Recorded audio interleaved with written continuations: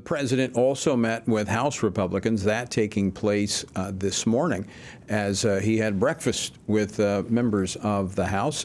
And joining us now to talk about that and the National Defense Authorization Act that is on the House floor even as we speak, Congressman Keith Self of Texas. He serves on the House Committee on Foreign Affairs and the House Veterans Affairs Committee. He represents the 3rd Congressional District of the Lone Star State. Congressman Self, welcome back to the program.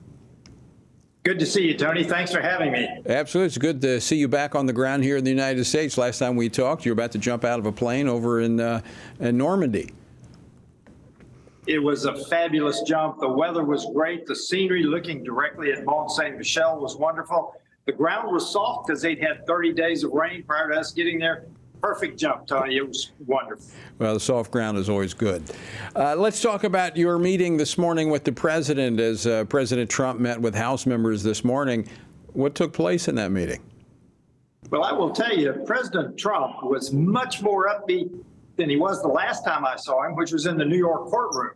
And frankly, Tony, he's raised a ton of money since the end of that court case, a ton of money. But I will tell you, he was very upbeat. He's very aggressive going forward. He's got a plan to take the White House. He's going to help us take the larger majority in the House and the Senate.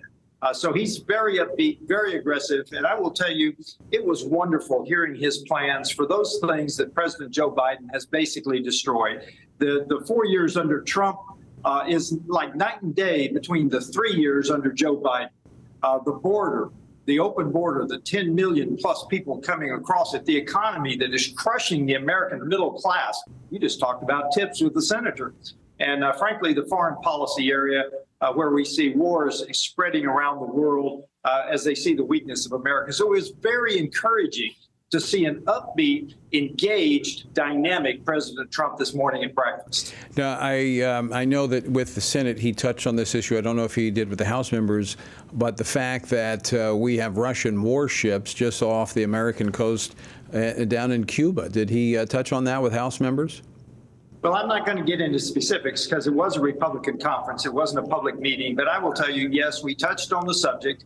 And I think it's concerning because we need to reestablish the Monroe Doctrine that says that the United States, as the power in the Western Hemisphere, we will guard the Western Hemisphere, which includes not only the Russian warships in the Caribbean, but also China initiatives in South America. So very important foreign policy agenda that I will go back to President Biden. All of this is because of the weakness of the Biden administration. We just need to realize that. And we have to realize that it's very dangerous. Just because something may not be happening this moment, with each passing day, we're becoming weaker when it comes to our national security. Let's talk national security. National Defense Authorization Act.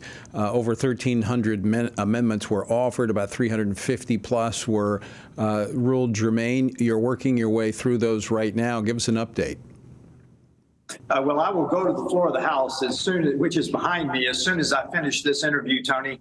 And I will be talking about naming a ship after a wonderful hero, a 3-star Marine general. I will then talk about, later in the day, I will talk about my chaplains amendment, because chaplains were punished by the U.S. military for a matter of conscience when they refused to take the COVID vaccine. I want the military to correct their records because they were harmed in their career in multiple ways. And I want the military to correct that because matters of conscience for all Americans, not just our chaplains, should be sacrosanct. It's exactly one of the elements of the First Amendment, and we're going to get back to that, Tony. Are you optimistic? That's Amendment 341, I believe. Are you optimistic you're going to be able to get that onto the NDA this year?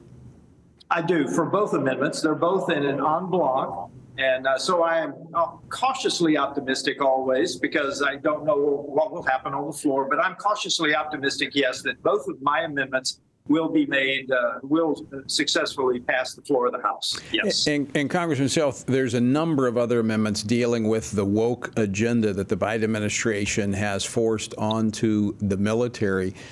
You know, we know about the military's recruitment troubles. Do you see these amendments as a method to improve that crisis and get more young men and women to join the military? Yes, absolutely. The almost 20% increase in junior enlisted pay, I think, will be something that will help there. But frankly, we need to return the military to an idea of challenge, something greater than yourself, something that is worthy of being a part of. That's most important in our military. And yes, that's exactly what we want this NDAA to do. All right. How can what's the timing right now? When does it look like a final vote is going to take place on the NDAA? Tomorrow? Final vote will be tomorrow. So you still have time to influence your particular representative. And I am encouraged that I don't see any of what for me would be red lines in the NDAA this year. So I am confident that I will be able to vote for a bill that is much more conservative, that returns our military to the trajectory that needs to be on. All right. Congressman Keith Self, thanks so much for taking time to join us off the House floor. Go in there and get your amendments passed. Yes, Tony, thank you so much. All right. Always great to see you.